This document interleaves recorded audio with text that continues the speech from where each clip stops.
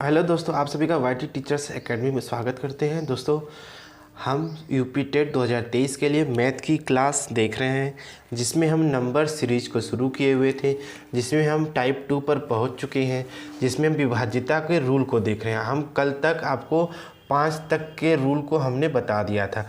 2 का रूल दोस्तों क्या कहता है, जिसके इकाई अंक में क्या हो 0, 2, 4, 6, 8 हो तो पूरा का पूरा अंक क्या हो जाएगा, 2 से क्या हो जाएगा, विभाजित होगा। ये 2 का रूल होता।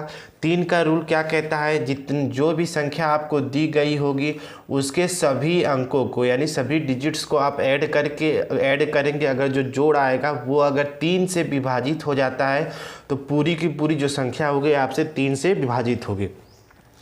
4 का विभाज्यता का रूल क्या कहता है, अगर आपके लास्ट के जो 2 अंक होंगे या तो डबल जीरो हो या तो जो दोनों अंक होंगे वो 4 से विभाजित हो, किससे 4 से विभाजित हो, तो जो पूरे के पूरे वो अंक होंगे, पूरे के पूरे अंक क्या होंगे, वो 4 से विभाजित होंगे।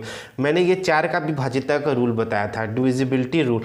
और 5 का मैंने क्या बताया था, अगर इकाई अंक में क्या हो जाए 0 या तो 5, इकाई अंक में या 0 हो या 5 हो तो पूरे के पूरे जो अंक होंगे वो क्या होंगे, 5 से क्या होंगे, डिविजिबल।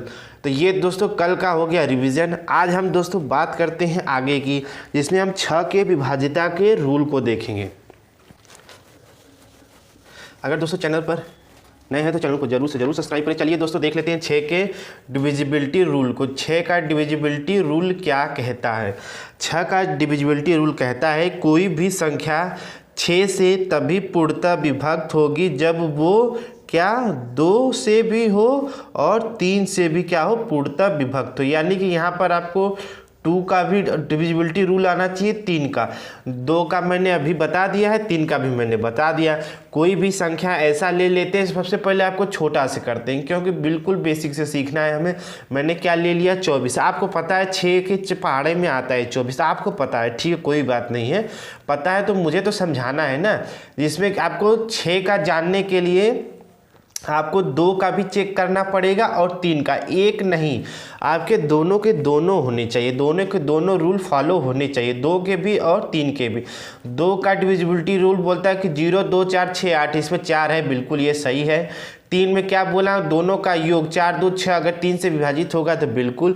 देखिए ये भी फॉलो करता है, ये भी फॉलो करता है। इसका मतलब क्या हो गया, आपके पूरे के पूरे नंबर्स जो होंगे 6 से क्या होंगे, ये डिविजिबल होंगे। ये तो नॉर्मली पता था, ये तो समझाने के लिए। चलिए थोड़ा सा बड़ा देख लेते हैं, 7, 4, 4 देख लेते हैं। सबसे पहली बात, 2 का डिविजिबिलिटी रूल आपको फॉलो हो रहा है तो बिल्कुल 2 से तो डिविजिबल हो जाएगा। अब 3 का फॉलो करने के लिए हमको क्या करना पड़ेगा, सभी अंकों को आपस में जोड़ने पड़ेंगे। 4 + 4 + 7, 7, 4, 11, 4, 15, तो 15 क्या 3 से डिविजिबल है, बिल्कुल है। तो क्या हो जाएगा, 15 3 से डिविजिबल होगा। कल दोस्तों कुछ लोगों का कमेंट था कि दोस्त आप सर बड़ा लिखें, तो कोई बात नहीं दोस्तों, अब बड़ा लिखने का प्रयास करेंगे। ये दोस्तों था 6 का डिविजिबिलिटी रूल, तो आपने समझ लिया है दोस्तों। आज इस पर कुछ क्वेश्चन भी देखेंगे, डिविजिबिलिटी रूल जो भी यूपी टेट में पूछे गए हैं उन क्वेश्चन को भी देख लेंगे। चलिए तो आपका 7 का डिविजिबिलिटी रूल देख लेते हैं कि 7 का डिविजिबिलिटी रूल क्या बताता है।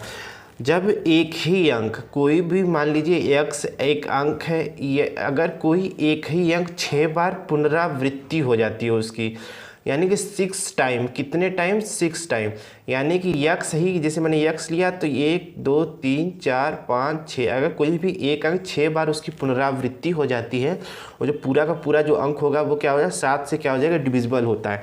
चलिए जैसे हम ले लेते हैं कि 2 की पुनरावृत्ति, 1, 2, 3, 6 बार हो गया। चलिए इसको देख लेते हैं। 7 लिखे 21 और बचा 1, 7 1 कम 1, 7 5 12, 7 7 49, यहाँ 3, 7 4 28, 4 7 6 42, यानी कि ये 746 बार में पूरा का पूरा अंक क्या हो जाएगा, डिविजिबल हो गया। आपको आपको क्या करना है, आपको कुछ भी नहीं करना है। चलिए 6 बार ले लेते हैं, 1 2 3। अब क्या करना है, चलिए इसको भी आपको दिखा देते हैं। 7 7 8 56, 7 9 63, 3, 7 5 35, 1 7 दूना के 14, 2 बचा 7 लिखे 21, 5 बचा 7 तो 8 56, यानी कि 95 238 बार में पूरे के पूरे अंक क्या हो गए। यानी कि इसका क्या कहना है, जब किसी संख्या में एक ही अंक की क्या हो 6 बार, कितने बार 6 टाइम पुनरावृत्ति होती है, तो 6 का मल्टीपल भी हो सकता है, 6 हो या 12 बार हो या 18 बार हो, तो वो सभी के सभी जो अंक होंगे किससे 7 से क्या होंगे डिविजिबल होंगे। तो ये था 7 का डिविजिबिलिटी रूल। अगर इस प्रकार के अंक और किससे कटेंगे, तो ये कटते हैं 3 से, 11 से, 13 से। अब ये आपका काम है कि आप घर पर इनको 3 से भी काट कर देख लेंगे, 11 से भी काट कर देख लेंगे और 13 से भी काट कर देख लेंगे। ये पूरे के पूरे जो अंक होंगे 3 से भी कटेंगे, 11 से भी कटेंगे, 13 से भी कटेंगे, ठीक है। चलिए अब 8 के विभाज्यता का रूल को देख लेते हैं कि 8 का विभाज्यता का रूल क्या कहता है। 8 के डिविजिबिलिटी रूल के अनुसार जब किसी संख्या के अंतिम 3 अंक, हमने 4 में अंतिम 2 अंक देखे थे, तो अब 8 में क्या हो जाएगा अंतिम 3 अंक। मान लिया ये 4 अंक की कोई संख्या है, आपको अंतिम 3 अंक देखने, कितने अंतिम 3 अंक देखने। अंतिम 3 अंक या तो शून्य हो या जो अंतिम 3 अंक क्या होंगे 8 से विभक्त हो, तो वो पूरी की पूरी जो संख्या होगी 8 से क्या हो जाएगी डिविजिबल होगी। जैसे कि मैं ले लेता हूँ 14,872, कितना ले लेते हैं 14,872। अब क्या करेंगे, इस 3 अंकों को देखेंगे। अब इसको क्या करेंगे, हम 8 से देखेंगे कि क्या ये 8 से डिविजिबल है। देख लेते हैं 8 कम 8 0 8 9 72, यानी कि अगर लास्ट के 3 अंक 8 से डिविजिबल है तो पूरे के पूरे जो अंक होंगे क्या होंगे 3 से क्या हो जाएंगे, 8 से क्या हो जाएंगे डिविजिबल होंगे। तो आइए 8 का था डिविजिबिलिटी रूल। अब चलिए 9 का देख लेते हैं। चलिए अब 9 के विभाज्यता का रूल देख लेते हैं। 9 का विभाज्यता का रूल क्या कहता है, कोई भी संख्या 9 से पूर्णतः विभक्त होगी जब उस अंकों के, यानी कि जितने भी अंक हैं उन अंकों का योग जो होगा वो क्या होंगे 9 से विभक्त होंगे। 3 का मैंने क्या बताया था कल कि 3 के जितने भी मल्टीपल होंगे, 3 9 27, इस प्रकार से 3 के जितने भी मल्टीपल होंगे वो क्या होंगे पूरे के पूरे जो होंगे उनको इसी रूल को आप फॉलो करेंगे, ठीक है। 3 का जो भी होगा वर्ग 3 9 27 मल्टीपल जो भी होंगे वो क्या होंगे उनके अंकों का योग, अगर 9 से कटता है 27 होगा तो 27 से कटता है तो पूरा के पूरे जो अंक होंगे क्या होंगे डिविजिबल होंगे 9 से, ठीक है। चलिए आपको एक एग्जांपल दे देते हैं 4104। चलिए इस अंक को हमको देखना है कि क्या ये 9 से डिविजिबल है, तो हमको क्या करना है इनको जोड़ देना है। 4 1 5 और 4 9 9, कितना आया 9, और 9 से ऑफकोर्स डिविजिबल है एक बार में, तो ये पूरा का पूरा जो अंक है किससे डिविजिबल होगा 9 से। थोड़ा सा बड़ा अंक देख लेते हैं,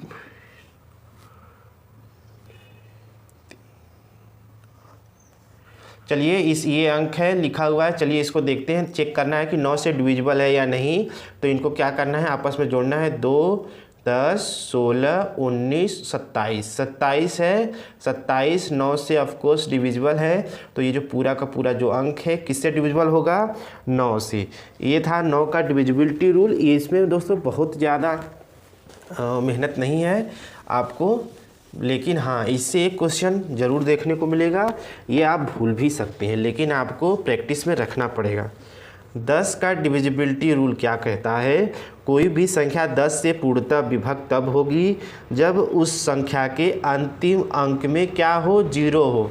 5 का डिविजिबिलिटी रूल क्या बोला था, 5 का ही तो मल्टीपल है, तो 5 के जितने भी मल्टीपल होंगे उसमें 0 आएगा, तो 0 अगर आता है तो वो पूरी की पूरी संख्या क्या होगी 10 से डिविजिबल होगी। चलिए 50, 0 आया 10 से डिविजिबल होगी। 70, 0 आया 10 से डिविजिबल होगी। 150, 0 आया पूरी की पूरी संख्या क्या होगी 10 से क्या हो जाएगी डिविजिबल हो जाएगी। और जितनी भी बड़ी संख्या ले लेंगे पूरी की, अगर 0 आता है तो पूरी की पूरी संख्या क्या होगी 10 से क्या होगी डिविजिबल होगी। चलिए अगला देख लेते हैं कि 11 का डिविजिबिलिटी रूल, और ये आपका आखिरी भी है, इसके बाद आपको एक भी नहीं देखने। चलिए देख लेते हैं 11, ये आपका आखिरी डिविजिबिलिटी रूल है, इससे ज़्यादा आपके आपको पूछे ही नहीं जाएंगे।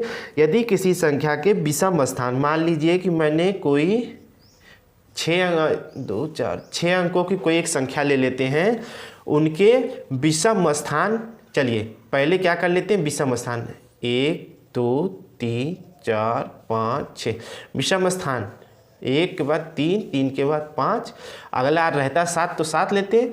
फिर क्या हो जाएगा, सम अंकों के स्थान कितने, सम, अब क्या ले लेंगे, सम 2 4 6।